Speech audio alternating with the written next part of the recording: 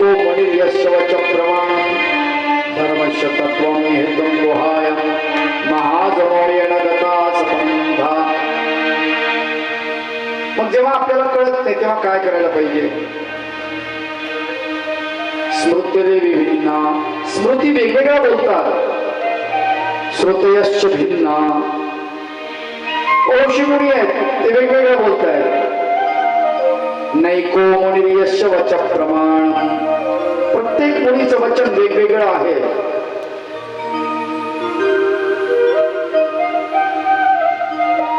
धर्मस्य तत्त्वं निहितं गुहायां, धर्माचं तत्व खरोखर गुह्य आहे आणि ते कळत नाही. मग यासाठी काय करावं लागेल? महाजनोयेण गता संबंधा, ज्या रस्त्यानं मोठे गेले त्या रस्त्यानं आपण जावं. सगळ्यात सोपं, जो रस्ता गुरुने दाखवला त्या रस्त्याने चालला. त्याला दुसरा उपाय नाही म्हटले. कारण वेद जाणू शकत नाहीत, उपनिषद जाणू शकत नाहीत, शास्त्र जाणू शकत नाहीत. मग करायचं कसं? प्रत्यक्षात परमेश्वराने जेव्हा आपल्याला जाणवून दिलं की मी परमेश्वर आहे तेव्हाच कळतं. तसं कळत नाही. स्वामी चक्रधर महाराज फार सुंदर वर्णन करतात. ते म्हणतात जीवा स्वतः ज्ञान न संभवे, जीवाला स्वतः ज्ञान होत नाही. मग जीवाला ज्ञान कोणाकडून होतं? परमेश्वराकडून. का परमेश्वराच्या अधिकरणाकडून, संताकडून. स्वतः त्याला कळत नाही. कितीही हुशार असला तरी स्वतः ज्ञान त्याला समजत नाही. यौमामजमणादींच वेत्तिलोक महेश्वरं असमूढ समर्थेषु सर्व पापै प्रमुच्यते. पण जेव्हा तो त्याला ज्ञान झालं, त्यांनी मला जाणलं. यौमामजमणादींच, मनापासून जेव्हा त्यांनी माझा अभ्यास केला, मला जाणलं मी कसा आहे हे त्याला कळलं जीवात्म्याला, की मग मात्र सर्व पापै प्रमुच्यते, सर्व पापापासून तो त्याचं मुंचन होतं, मुक्त होतो. तो मला जाणल्यानंतर, जोपर्यंत मला जाणत नाही तोपर्यंत तो पापातून मुक्त होऊ शकत नाही.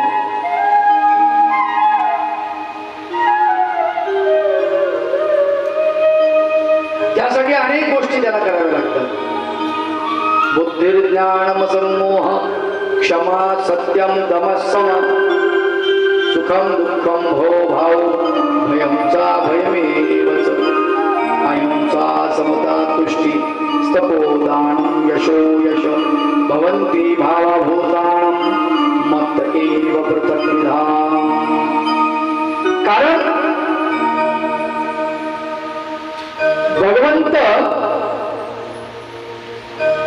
भगवंतानं स्वतःला महेश्वरम, महाईश्वर असं म्हटलेलं आहे. तर तुम्हाला कळण्यासाठी सगळ्यात अगोदर बुद्धी लागते. कळणे हा भाग जो आहे बुद्धीचा आहे. कारण आता इथं ठेका कसा चालला हे कळण्यासाठी त्याचं ज्ञान मला लागेल. सूर कसा चालला हे कळण्यासाठी सुराचं ज्ञान मला लागेल. संगीत कळण्यासाठी ताल, सूर, लय या गोष्टी मला कळाव्या लागतील. बरं, हे मला नुसतं कळून चालणार नाही. तुम्हाला काय सांगायचं हे मला कळावं लागेल, म्हणजे ते वेगळं ज्ञान लागेल, नाही का? बुद्धी अत्यंत महत्वाची. तुमची बुद्धी तल्लख पाहिजे. बुद्धिर ज्ञान, मग त्या बुद्धीमध्ये ज्ञान असावं लागतं. नाही तर बुद्धीचा घट रिकामा असला तर काय उपयोग आहे? लोक म्हणतात वरचा मजला काय रिकामा आहे काय तुझा? बोलता नाही, तुला कळत नाही का? एवढं समजत नाही का?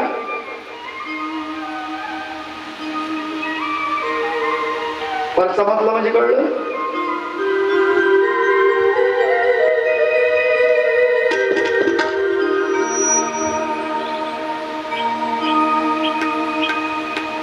बुद्धी पहिले महत्वाची आहे. नंबर 1 कळणे नावाचा भाग बुद्धीमध्येच असतो, म्हणून तिचा संग्रह व्हायला पाहिजे.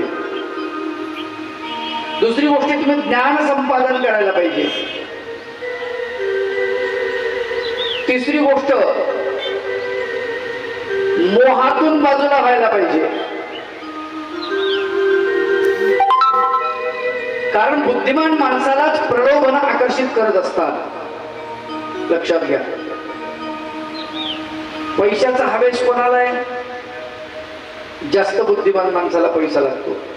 त्याला पैशाचा, खेड्यातल्या माणसाला नाही, त्याला कळत नाही बिचारायला, त्याला पैशाचं नाही.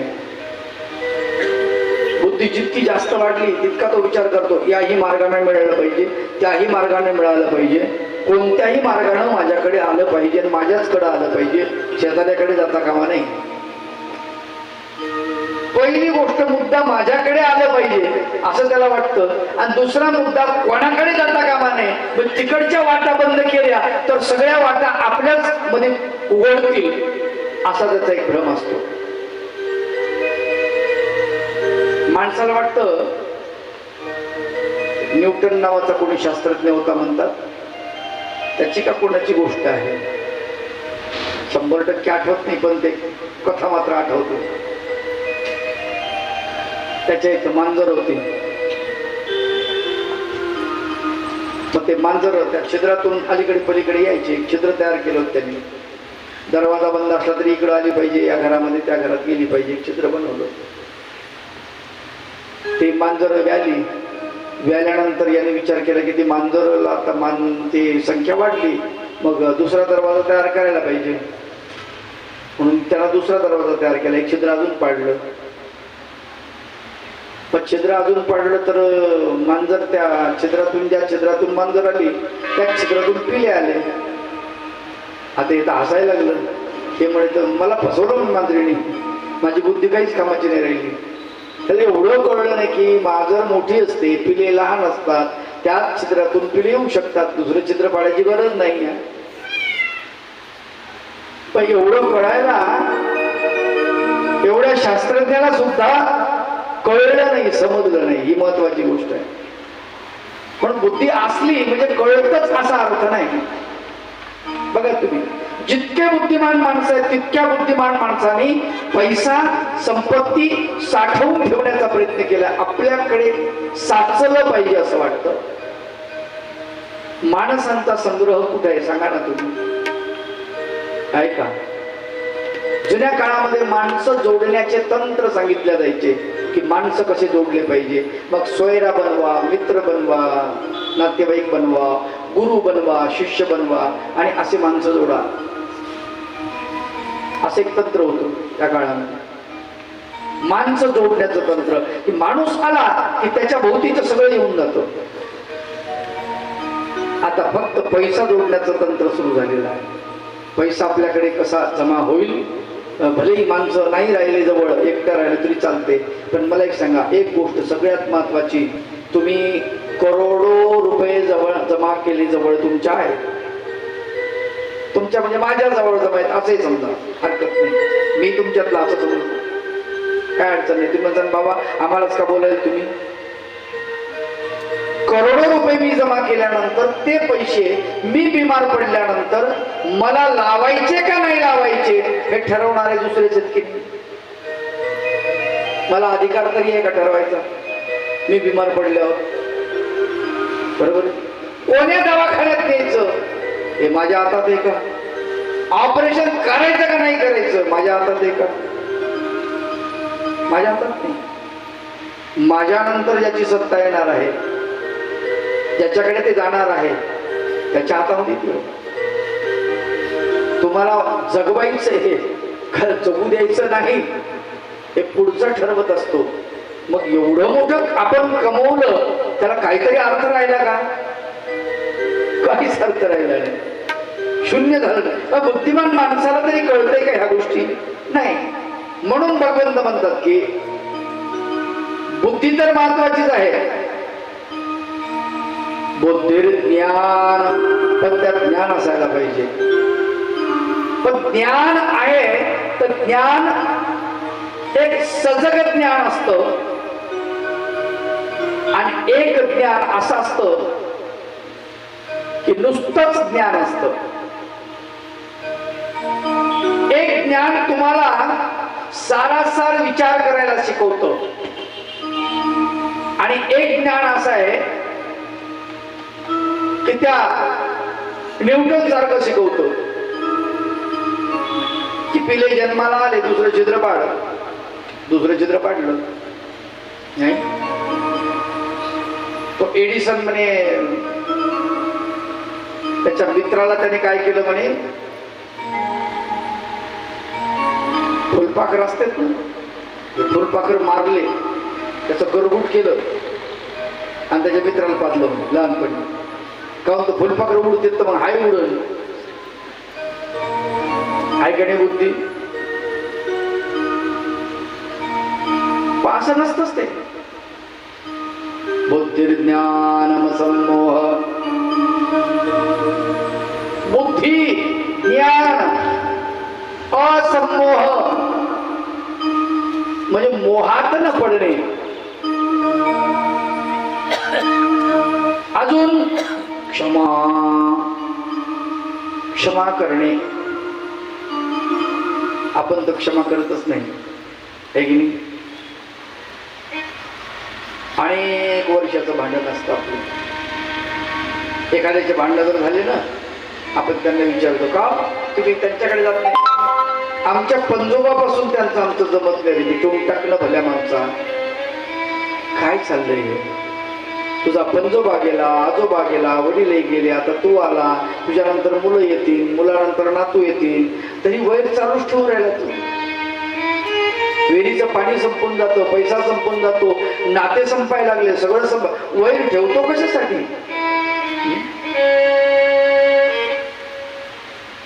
हे वैर आपण जिवंत ठेवतोय.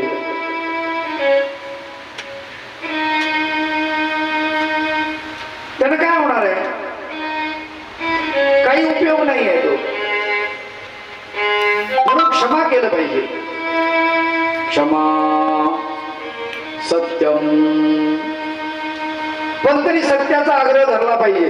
जे सत्य आहे तेच उचललं पाहिजे, तेच निवडलं पाहिजे, असत्य टाकून दिलं पाहिजे. पण आपण सत्य उचलतोच असा अर्थ नाही. स्वार्थासाठी आपण असत्याचा स्वीकार करतो, नाही का.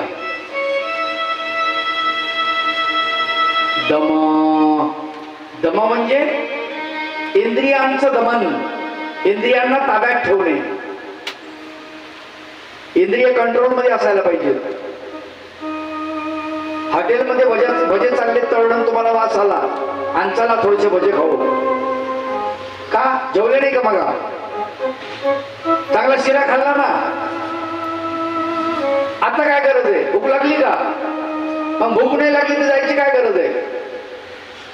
नाकानं सांगितलं तुम्ही चालले खुशाल.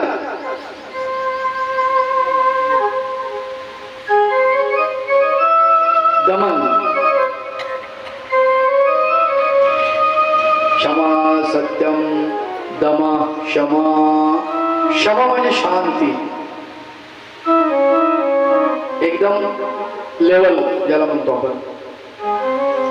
सुखम दुःखम भव भाव. सुख, सुखाच्याही आहारी जायचं नाही आहे. दुःखम, दुःखाने व्याकुळ व्हायचं नाही.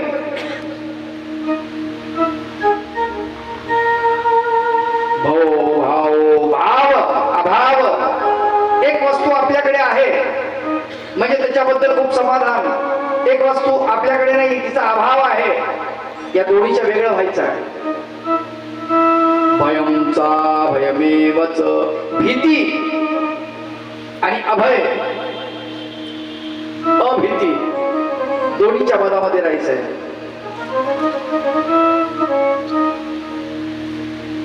माणसाला भीती तर वाटतेच ना.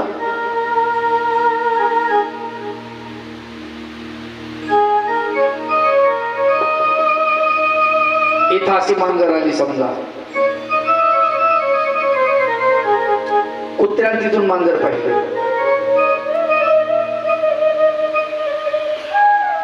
कुत्र मांजरीच्या मागे धावलं, मांजर पळाली, घाबरली, भीती आहे. पण एखाद्या खोलीमध्ये मांजर आहे आतमध्ये आणि त्या खोलीमध्ये कुत्र आतमध्ये टाकलं, आणि दरवाजा बंद केला. काय होईल? कुत्र्याला पाहून मांजर घाबरेल. 2-4 दरवाजे आहेत त्या खोलीला. या दरवाज्यावर उडी मारेल, त्या दरवाज्यावर उडी मारेल, बाहेर जाण्याचा प्रयत्न करेल, प्रचंड प्रयत्न करेल, शेवटच्या क्षणापर्यंत प्रयत्न करेल. आता तिच्या लक्षात आलं की आपण मरणार. काय करेल मांजर? कुत्र्यावरती जाऊन पडेल आणि कुत्र्याला फाडून टाकेल. अभय. पर्याय नाही. जेव्हा पर्याय नाही तेव्हा माणूस पर्याय शोधत असतो. भयंचा भयमेवच अहिंसा समता तुष्टी. अहिंसा, तुमच्यामध्ये अहिंसा असली पाहिजे. असं सांगतात की महावीर झोपल्यानंतर डाव्या अंगारावर, डाव्या कुशीवर झोपायचे तर तसेच उठायचे म्हणतात. का? जर कुस बदलली तर उजव्या बाजूला आपल्या अंगाखाली काही किडे माकोडे मरून जातील, किटाणू मरतील. आपली झोप झाली. मग आपली झोप झाल्यानंतर आपल्यामुळे जगातल्या कुठल्याही प्राण्याला त्रास होता कामा नये, त्यालाही जगण्याचा अधिकार आहे. ही अहिंसा. स्वामी चक्रधर महाराज म्हणतात की तुमचं जर ध्येय मोक्ष असेल, मोक्षाकडे जायचंय तुम्हाला, असं जर पक्क असेल डोक्यामध्ये तुमच्या, तर एकच काम करा, मुंगीचं सुद्धा वैर चिंतू नका. मोक्ष मुक्तीचे चाड तेने मुंगी विरून चिंतावे. मुंगीचं वैर सुद्धा चिंतू नका म्हटले. ही अहिंसा तुमच्यामध्ये असली पाहिजे. अहिंसा समता तुष्टी. समता, समता म्हणजे समानता. सगळे समान असले पाहिजे. तुम्हाला शत्रू मित्र सगळे समान असले पाहिजे. तुमचा एक स्तर असायला पाहिजे की तुम्हाला शत्रू सुद्धा विचलित करू शकला नाही पाहिजे, मित्र सुद्धा विचलित करू शकला नाही पाहिजे. तुम्ही मित्राकडे आकर्षित नाही झाले पाहिजे, शत्रूच्या कडून प्रतिकर्षित नाही झाले पाहिजे. अशी तुमची अवस्था असली पाहिजे. तिला समान अवस्था असं म्हटलेलं. दुःख आले तरी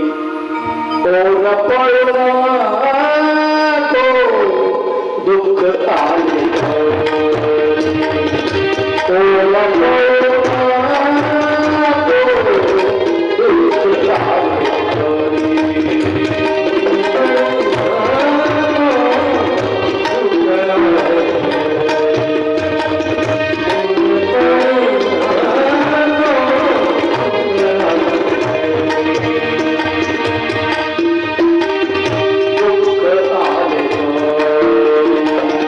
Oh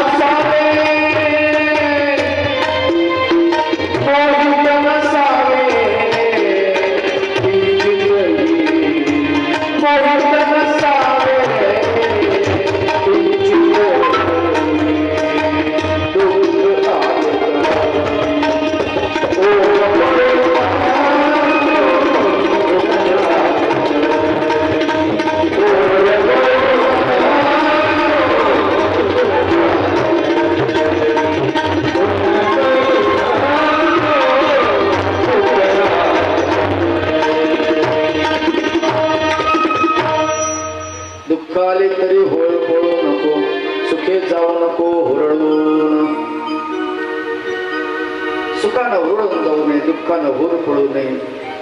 शत्रू मित्र दोन्ही समान असावे, मोहित नसावे किंचितही. कशाने मोहित नाही झालं पाहिजे. ही समता अत्यंत महत्वाची. तुष्टी, तुष्टी शब्दाचा अर्थ असा बस, थोडं नाही, 2 घास अजिबात नको, जरास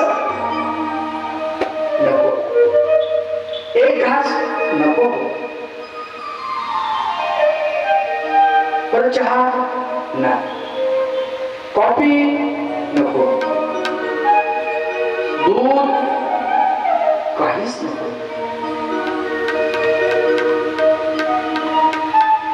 कसे माणसं नाहीच फोन करतो मी. तुष्टी. एखादी माणसं संतुष्ट असतात, त्याला सम हा उपसर्ग लागला. 22 उपसर्ग आहे.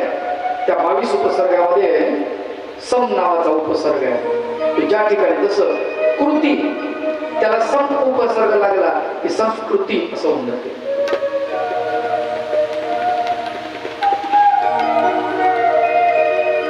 संहार शब्द आहे, त्याला सम उपसर्ग लागला की संहार.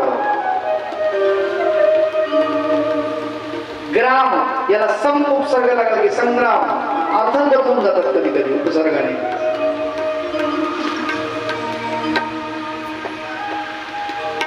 असं संतुष्ट. 12व्या अध्यायामध्ये संतुष्ट सततम योगी यथात्मा दृढ निश्चय मय्यर्पित मनो बुद्धिर यौमदवक्त समे प्रिय असं म्हटलं. ते थोड्या प्रमाणात तुष्टी हा तो शब्द आहे की तृप्तता, तुष्टी. अहिंसा समता तुष्टी स्तपोदानम यशो यश. स्तप, स्तप म्हणजे तप, कुठल्याही गोष्टीचं निश्चय, त्याला तप असं म्हणतात. हे मला करायचं आहे याला तप असं म्हणतात. त्याच्या पाठीमागे लागणे हे तप आहे. तेच करायचंय, तेच करायचंय. एखादा माणूस एखाद्या गोष्टीनं वेडा होतो. लोक म्हणतात पागल झाला का रे, कधी उठवतो आणि तबला बडवतो. त्यांचे बाबा होते मित्र, मला ज्यांनी ठेका शिकवला. 4 महिन्यात मिथून दादा एवढा तबला वाजवायला सुरुवात केली. 4च महिन्यामध्ये. पण ते रात्रंदिवस तीच. आसपासचे लोक पागल झाले, ते म्हणले येड झालं हे. आणि त्याची ती विद्येची आवड बघून तर शिकवणाऱ्या माणसाने सांगितलं की तुला अजून 5.5 वर्ष लागतील पूर्ण तबला शिकायला. इतकं वेळ झाल्यावर 4 महिन्यात इतकं वेळ झालं तर ते म्हणते अजून तुला 5.5 वर्ष लागतील सगळं शिकायला. सोपं नाही ना, कुठली गोष्ट अशी प्राप्त होत नाही ना. नाही, त्याला तप लागतं, तप. अर्जुनाने जो लक्ष्यवेधी बाण सोडला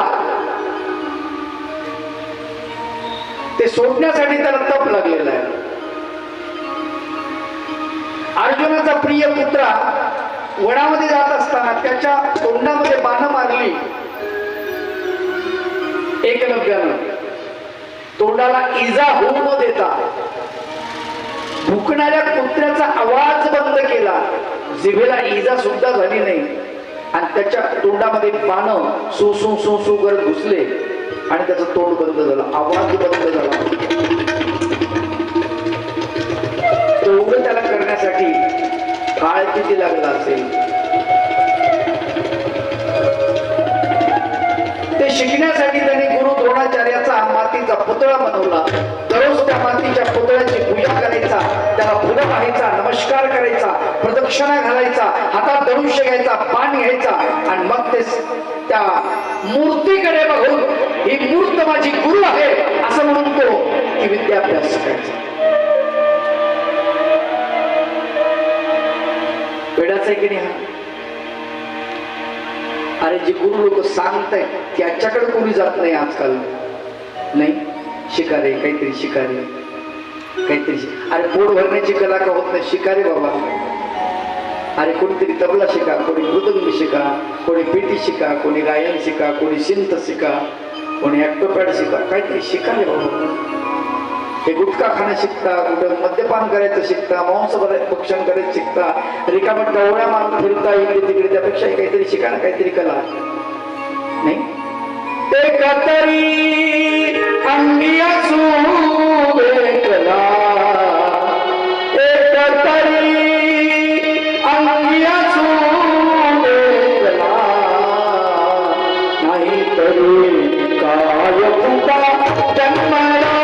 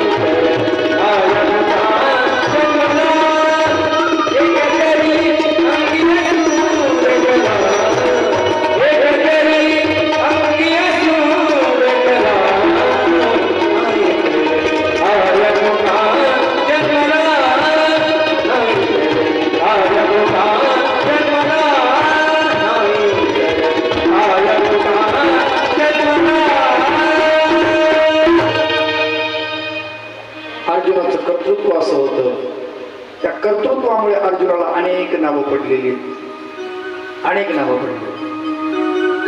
अर्जुन हे त्याचं नाव फक्त आपल्याला माहिती आहे, पण त्याला फाल्गुन असं म्हणतात.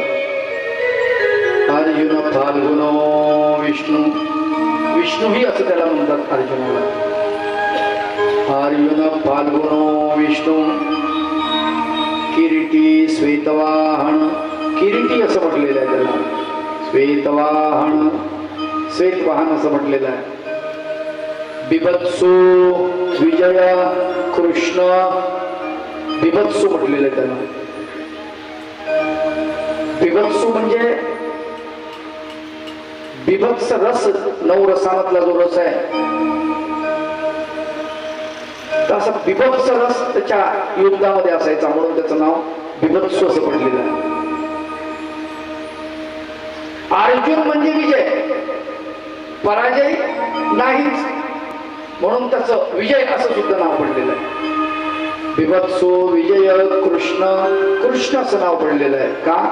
कृष्णाचा सोबती आहे, कृष्णाचा सखा आहे म्हणून, कृष्णाचा मित्र आहे, कृष्णाचा शिष्य आहे म्हणून. त्याच्यात कृष्ण उतरला जवळजवळ 100%. कृष्णानं युद्ध करताना अर्जुनाचा उपयोग करून घेतला. अर्जुन युद्ध करत नव्हता, कृष्णच युद्ध करत होता. म्हणून त्याला कृष्ण असंही म्हटलेलं आहे. बिभत्सो विजय कृष्ण सव्यसाची धनंजय. सव्यसाची असं एक नाव आहे त्याचं, धनंजय असं एक नाव आहे. ही नाव इतकी नाव पडली त्याला, त्याचं कर्तृत्व असतं. प्रत्येक नावाचा अर्थ वेगवेगळा, प्रत्येक नावाचं कर्तृत्व वेगळं वेगळं. आपण एखाद्याला म्हणलं असं करा, आता होईल का? मग का तिरडीवर गेल्यावर होईल? आताच होईल. आणि माझ्याच्यानं होईल का?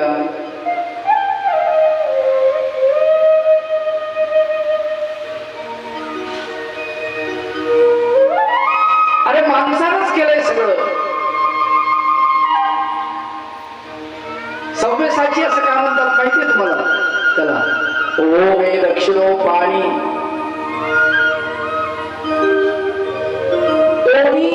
उजवा आणि डाव्या हाताला धनुष्य धरून तो चालवायचा. उभो मे दक्षिणो पाणी गांडीवश्य विकर्षणे तेन देव मनुष्येषु सव्यसाची विदु. अर्जुन म्हणतो मला सव्यसाची का म्हणतात? मी दोन्ही हातानं धनुष्यबाण चालवतो. डाव्या हातात धनुष्य धरून उजव्या हातानं प्रत्येकच्या वळून बाण चालवतो. उजव्या हातात धनुष्य धरून डाव्या हातानं प्रत्येकच्या वळून बाण चालवतो. कसाही चालवतो, कसंही चालवतो. आता महाचिंतनी झाली या वर्षी जालन्याला. तुम्ही लोक आले असते तर तुम्हाला खूप आनंद झाला असता. चांगले चांगले वक्ते येऊन गेले. एक बौद्ध भिक भंतेजी आला होता. त्याला विषय दिला होता की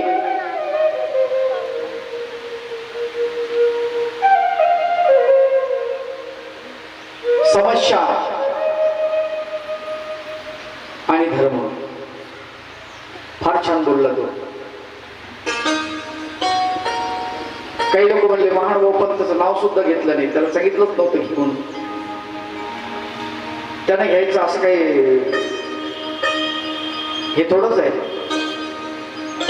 जगात काय समस्या आहे, कुठल्या समस्येने जगाला ग्रासलेलं आहे ते त्यांनी सांगितलं. बरं, तो बुद्ध धर्माचा अभ्यासक म्हणून त्यांनी पर्याय बुद्धाचा सांगितला. मानवा बंधाचा अभ्यासक असेल तर पर्याय महानुभाव सांगेल. वारकरी संप्रदायाचा अभ्यासक असेल तर पर्याय वारकरी सांगेल.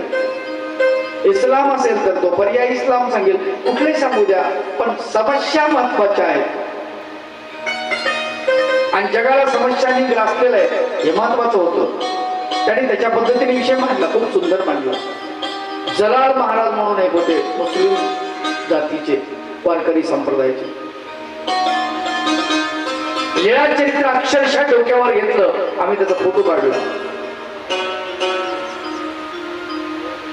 मी माझ्या डीपी वरती सरासरी जास्त फोटो ठेवत नाही, पण मी स्वतः आवर्जून तो फोटो ठेवायला लावला.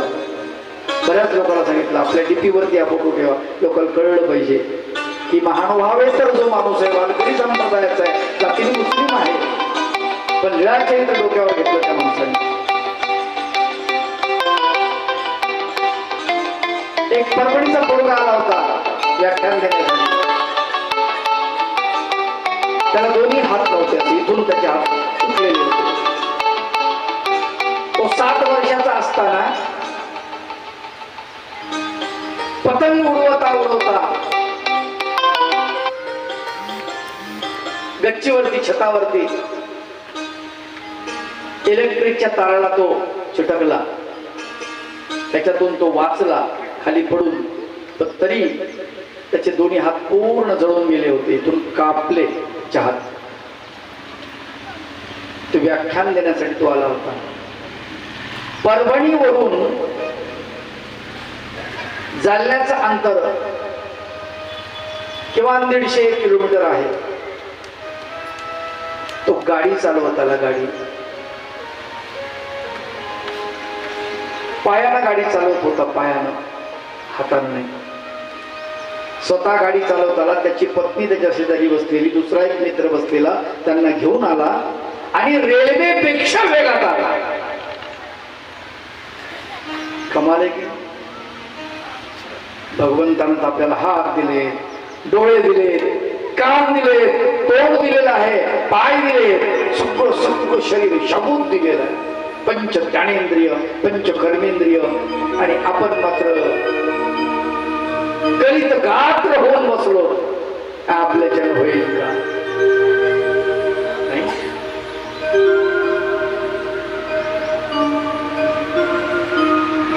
त्यांनी तिथे केस विसरून दाखवले, मोबाईलवर मेसेज टाईप करून दाखवले, फोन लावतो मोबाईलवर, टायपिंग करतो मोबाईलवर, चॅटिंग करतो, आपल्यापेक्षा स्पीड न करतो. कमाल वाटली.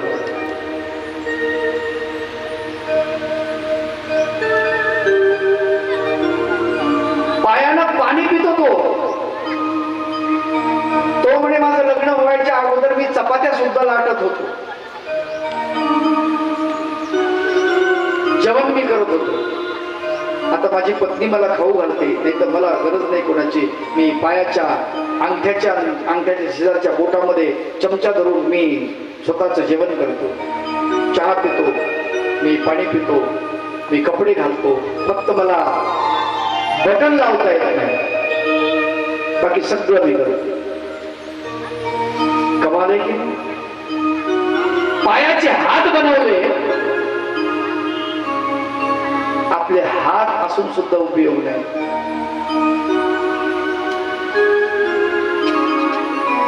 प्रतीक आहे, अर्जुनानं खाली बघितलं आणि वरी बाण मारला. काय प्रसंग असेल भगवंतालाच माहिती, पण एक लक्षात ठेवा की एवढं करून सुद्धा त्यांनी द्रौपदी जिंकली, ही महत्वाची गोष्ट. कुठेच तो हरत नाही. विचार करा, द्रोणाचार्य, कृपाचार्य, भीष्माचार्य, कर्ण, दुर्योधन, दुशासन, शकुनी मामा, सर्वांसोबत एकटा लढलाय. तो एकटा लढलाय. बृहन्नडीच्या वेशामध्ये असतात, एकटा लढलेला आहे. स्त्री वेशामध्ये आहे, स्वतःच लुगडं सावरून हातात गाडीवर धनुष्य घेऊन बाणामाग बाण सोडतोय.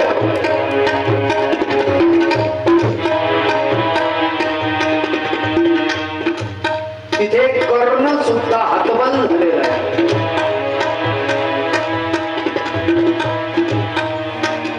आपण असं म्हणतो त्याच्या पाठीमागे भगवंत होते. अरे वेड्या होते, तुमच्या पाठीमागे काय होतंय का? त्याच्या पाठीमागे भगवंत होते, तुमच्या पाठीमागे कोण आहे? तुमच्या पाठीमागे भगवंत नाही का?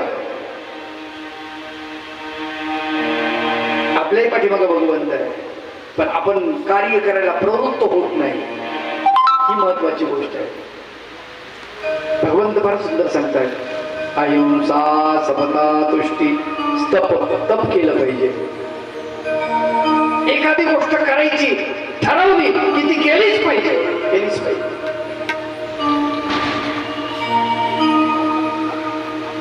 दान देणे.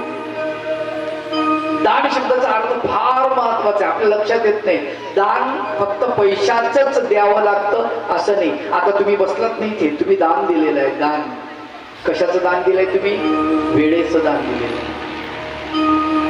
तुमचा अमूल्य वेळ तुम्ही खर्च करून इथे येऊन बसलात, तरी कमी नाहीये. तुम्ही घरी बसले, जर तुम्ही नुसते घरी बसून राहिले तरी तुमचं घरचं काम होईल, पण तुम्ही इथे येऊन बसला तर तुम्ही वेळेचं दान दिलेलं आहे. तेही फार महत्वाचं आहे. दान अत्यंत महत्वाचं आहे. दानामुळे माणसाची दातृत्व शक्ती वाढते, आणि दातृत्व जितकं वाढलं तितका माणूस श्रीमंत होत जातो, तितका श्रीमंत होत जातो.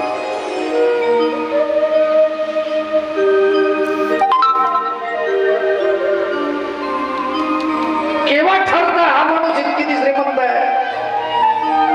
एक जण मला म्हणे, नीता अंबानीचं बाथरूम 10,000 करोडचं आहे, त्याला हिरे लावले, अमुक लावलं, टमक लावलं, हे लावलं, ते लावलं. मी म्हणलं आगाऊपणा सांगू नको, फालतू माझा टाइमपास करू नको आणि तुझाही करू नको.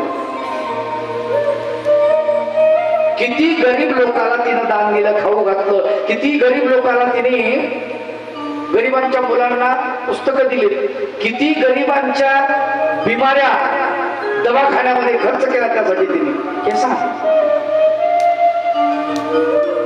दुष्काळ परिस्थितीमध्ये किती देशामध्ये महापुरामध्ये भूकंपामध्ये तिने किती करोड रुपये दिले हे सांग. आपण जेव्हा दान देतो ना एखादी गोष्ट तेव्हाच ते सिद्ध होतं की एवढी संपत्ती याच्याकडे होती, लाथ मारली.